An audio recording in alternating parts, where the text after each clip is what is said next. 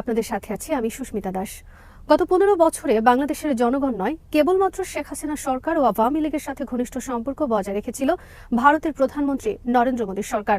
শেখ হাসিনার স্বৈরাচারী সরকারকে ক্ষমতায় টিকিয়ে রাখতে মোদীর সরকার সবকিছুই করেছে, কিন্তু ছাত্র জনতার গণ অভ্যুত্থানে শেখ হাসিনার সরকার উৎখাত হওয়ার পর থেকে ভারত পড়েছে চরম বিপাকে।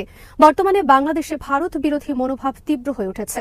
এই পরিস্থিতিতে বাংলাদেশ নিয়ে ভারতের কি করা উচিত সে ব্যাপারে নিজেদের গত কয়েকদিন ধরেই মতামত তুলে ধরেছেন ভারতের বিশ্লেষক এবং বিশেষজ্ঞরা।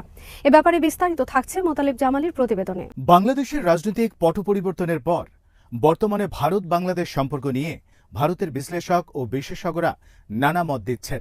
ভারতীয় সাংবাদিক ও লেখক এবং দেশটির অনলাইন সংবাদ মাধ্যম দ্য প্রিন্টের প্রধান সম্পাদক শেখর গুপ্ত তার পত্রিকায় গত 31 আগস্ট সংখ্যায় এক নিবন্ধে বলেছেন, বাংলাদেশের জনগণ শেখ হাসিনা ও তার দল আওয়ামী লীগকে আবর্জনার ভাগাড়ে ছুঁড়ে ফেলেছে। এর প্রতিক্রিয়ায় কি এখন আমরা বাংলাদেশ থেকে মুখ ফিরিয়ে নেব? শেখ হাসিনার বিপর্যয় মানে ভারতের জন্য কোনো বিপর্যয় নয়। ভারতকে সেভাবে বিষয়টিকে দেখলে বা বিবেচনা করলে চলবে না। কখন বাংলাদেশের মানুষের চিন্তা চেতনার পরিবর্তন হবে সেই অপেক্ষায় ভারতকে বসে থাকলে চলবে না। সেটা করলে তা হবে একেবারেই অবিবেচনাপ্রসূত একটি কাজ। বাংলাদেশের মানুষ তাদের দেশকে যেদিকে নিয়ে যেতে চাইবে, একটি স্বাধীন সার্বভৌম দেশ হিসেবে বাংলাদেশ সেদিকেই যাবে। বাংলাদেশে শেখ হাসিনা সরকার উৎখাতের পর দেশটিতে সংখ্যালঘু হিন্দু সম্প্রদায়ের নিরাপত্তা নিশ্চিত করতে ভারতের প্রধানমন্ত্রী নরেন্দ্র মোদী মার্কিন প্রেসিডেন্ট জো বাইডেনের দ্বারস্থ হওয়ায় ক্ষোভ প্রকাশ করেছেন ভারতের সিনিয়র এই সাংবাদিক। ভারতের নিকট প্রতিবেশী একটি দেশের পরিস্থিতি নিয়ন্ত্রণের জন্য কোনো বিদেশি শক্তির কাছে দিল্লির দ্বারস্থ হওয়ার কোনো নজির অতীতে আছে কিনা সেই প্রশ্ন তুলেছেন শেখর গুপ্ত। তিনি বলেছেন, তাহলে কি একথাই ধরে নিতে হবে যে আমাদের নিকট প্রতিবেশী বাংলাদেশের ভারতের চেয়ে যুক্তরাষ্ট্রের প্রভাব বেশি? কয়েকদিন আগে ভারতের প্রধানমন্ত্রী নরেন্দ্র মোদীকে ফোন করেছিলেন মার্কিন প্রেসিডেন্ট জো বাইডেন। তাদের সেই ফোনালাপে বাংলাদেশ প্রসঙ্গ এসেছে বলে নরেন্দ্র মোদী তার সামাজিক যোগাযোগ মাধ্যম এক্সে দেয়া এক পোস্টে জানিয়েছেন। এছাড়া ভারতের পররাষ্ট্র মন্ত্রণালয়ের বিজ্ঞপ্তিতেও এই বিষয়টি উল্লেখ করা হয়েছে। এতে বলা হয়েছে, বাংলাদেশের সাম্প্রতিক রাজনৈতিক পট পরিবর্তনের পর এখানের সংখ্যালঘু সম্প্রদায়ের উপর কথিত নির্যাতন নিয়ে দুই নেতার মধ্যে আলোচনা হয়েছে। বাইডেনের সাথে ফোনালাপের বিষয়ে নরেন্দ্র মোদী তার এক্স অ্যাকাউন্টে দেয়া পোস্টে লিখেছেন, বাংলাদেশ পরিস্থিতি নিয়ে তারা আলোচনা করছেন। দেশটিতে দ্রুত স্বাভাবিক অবস্থা ফিরিয়ে আনার প্রয়োজনীয়তার উপর জোর দিয়েছেন তারা। পাশাপাশি বাংলাদেশের সংখ্যালঘু বিশেষ করে হিন্দু সম্প্রদায়ের নিরাপত্তা নিশ্চিত করার বিষয়ে আলোচনা হয়েছে। অথচ ওই ফোনালাপের বিষয়ে প্রচারিত হোয়াইট হাউসের বিবৃতিতে বাংলাদেশ প্রসঙ্গ আনাই হয়নি। বাংলাদেশের সাম্প্রতিক রাজনৈতিক পট পরিবর্তন ও পরবর্তী পরিস্থিতি নিয়ে যুক্তরাষ্ট্রের দৃষ্টিভঙ্গি যে ভারতের চেয়ে সম্পূর্ণ আলাদা তা স্পষ্ট করে দিয়েছে হোয়াইট হাউস।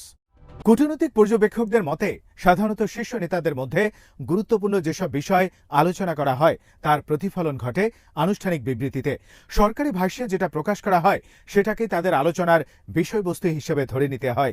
এর বাইরে যদি একজন কোনো প্রসঙ্গ তুলে থাকেন আর অন্যজন সে বিষয়ে একমত না হন, তাহলে সেটি সরকারি ভাষ্যে বা বিবৃতিতে উল্লেখ করা হয় না।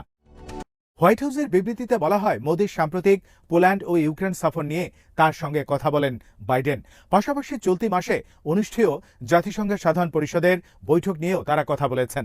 হোয়াইট হাউসের বিবৃতিতে আরও বলা হয়েছে, বাইডেন ও মোদী ইন্দো প্যাসিফিক অঞ্চলে শান্তি ও সমৃদ্ধির জন্য ভূমিকা রাখতে কোয়াডের মতো আঞ্চলিক জোটের মাধ্যমে একসঙ্গে কাজ করতে তাদের অব্যাহত প্রতিশ্রুতির ওপর জোর দিয়েছেন। ওয়াশিংটন ভিত্তিক নীতি গবেষণা প্রতিষ্ঠান উইলসন সেন্টারের দক্ষিণ এশিয়া ইনস্টিটিউটের পরিচালক মাইকেল কুগেলম্যান মনে করেন, বাংলাদেশের বিষয়টি যদি তাদের আলোচনায় এসেও থাকে, ভারতের সঙ্গে যুক্তরাষ্ট্রের দৃষ্টিভঙ্গির পার্থক্য রয়েছে।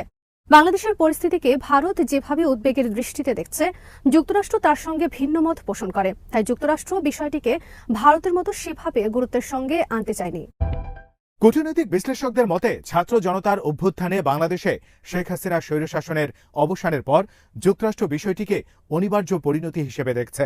ড মোহাম্মদ ইউনূসের নেতৃত্বাধীন বাংলাদেশের অন্তর্বর্তী সরকারকে সর্বাত্মক সহযোগিতায় আগ্রহী যুক্তরাষ্ট্র।